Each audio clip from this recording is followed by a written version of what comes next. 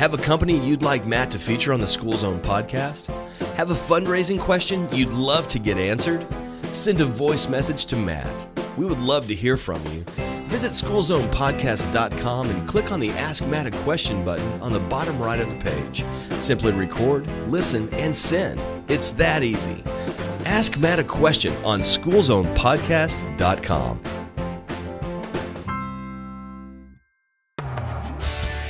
Welcome to the School Zone Podcast, your source for the most creative and innovative ways to school fundraise and impact your kids. Now, here's your host, Matt Miller. Hey, School Zone Podcast listeners, Matt coming at you from San Antonio, live from the Henry B. Gonzalez Convention Center Launch Texas PTA Summer Leadership Seminar. I am here with a longtime buddy, Gina.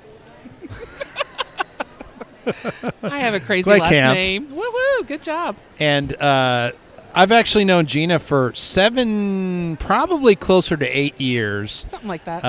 My company, School Spirit Vending, they were actually one of the very first schools that were willing to give our program a try, and we actually still do fundraising for their school. Absolutely. 7 or 8 years later.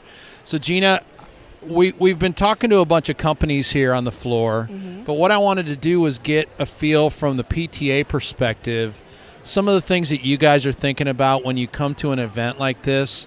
You know, what kind of companies you're looking for, what are some of the things in the programs that they offer that are important to you guys, so that folks have a better idea of what's going on in your space today with all the changes, et cetera, that are going on. Well, my campus is a Title I campus, and our clientele are mostly working class or bilingual, who are working class as well, families, and they don't have a lot of time to volunteer. So any of our fundraisers take a lot of, it's always the same 5 people doing them all, or we're asking a lot of the teachers as well, of which I am one, but still, it's a lot to have my normal workload and then PTA on top. So what my PTA is specifically looking for are fundraisers where they either help out with running it, or it's less, I guess, workloaded from the PTA standpoint. Either they do more but not necessarily charge us for that. So we were looking at a couple different companies to kind of help us along in that line. I'm a former PTA president, so I've stepped down from that for this coming school year. But I was getting a lot of emails and people were contacting me because I was the president.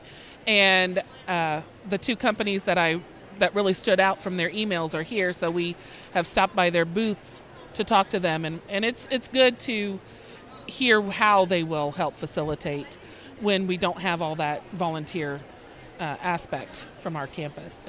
So are there a lot of companies that are stepping up into that role?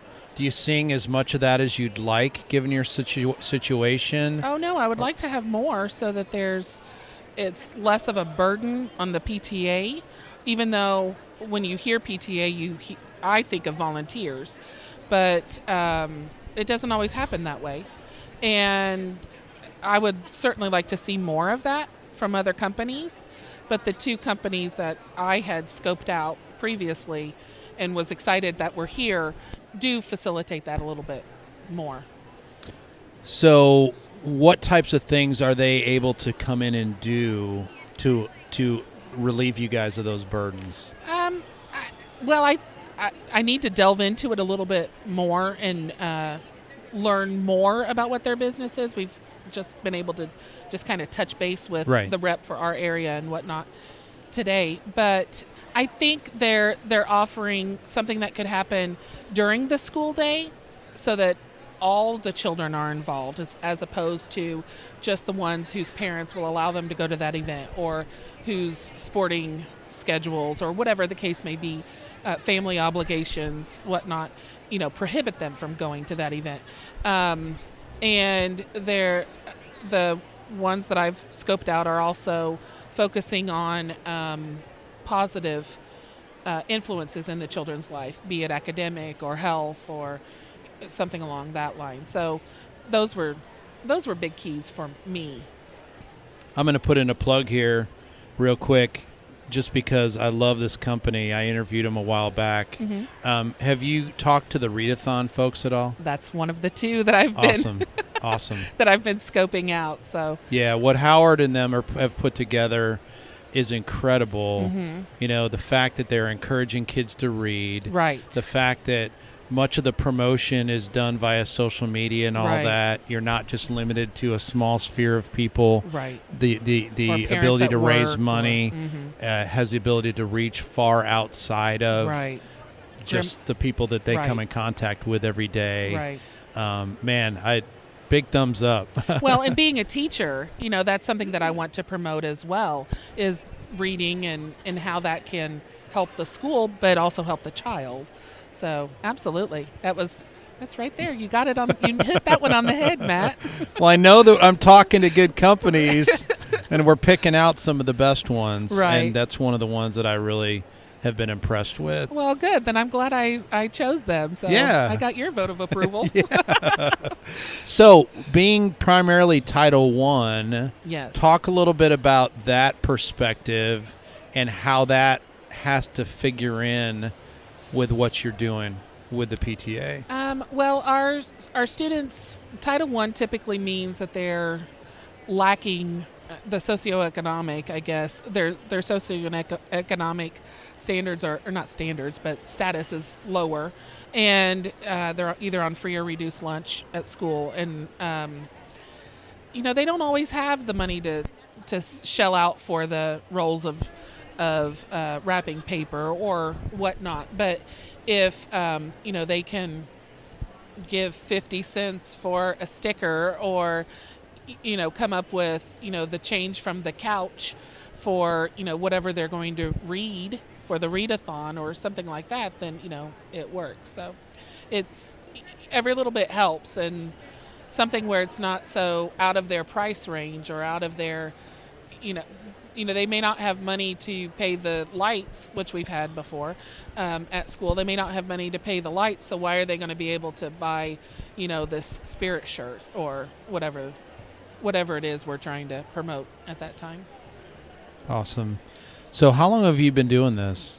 PTA or teaching? Well, both. I don't want to tell my age. I just finished my 21st year of teaching, and I'm a Texas transplant. So I was at a school that didn't have a PTA. And then the first school that I taught in Texas, I wasn't too involved. But at my current school, I just finished my 15th year, and I've been on the board, for the PTA board, in one facet or another for probably 12 years. I've had so many different, I've been legislative, parliamentarian, historian, secretary, president. They're creating new jobs for you, Gina. Pretty much. I mean, I've run the gamut. When they always put me on the nominating committee because I know all the jobs. So, yeah. You're a saint, you know that? I don't know. Either that or I'm crazy. So you take your pick. No, it's, you know, we had a president who, her husband was transferred out of the state, and she had to leave in February, and I was the only person who met the prerequisite for being president, who was at the meeting that month. And so it was kind of like, you're now president. Okay. And it was either that or the PTA would all fall apart. And I couldn't do that for the kids because they offer such good things for the school, and I just couldn't let that happen. So I did it, but then I vowed I'll never do that again. It's a lot of work to have a full-time job, and that. Right. The only bonus was I was on campus every day, and I could, hey, we need to send that note out. So, yeah.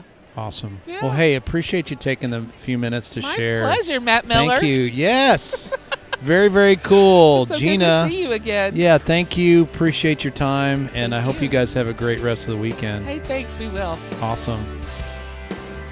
Thanks for listening to the School Zone podcast. If you liked the podcast today, we would be honored if you would leave us a review and a 5-star rating in iTunes or on your podcast player of choice. Your review helps us gain more exposure so we can serve more schools like yours.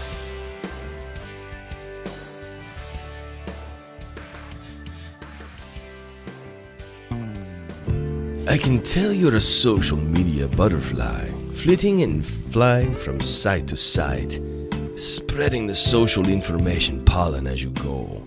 It's because of your tireless effort that the garden is full of beautiful social flowers like Facebook, Twitter, Instagram, Snapchat, LinkedIn, YouTube, Pinterest, Reddit, Tumblr, VK, Flickr, Vine, Meetup, Classmates, and Google+. Why don't you fly over and land on the School Zone Podcast Facebook page too? Follow us and make us a part of your flower garden. Come on.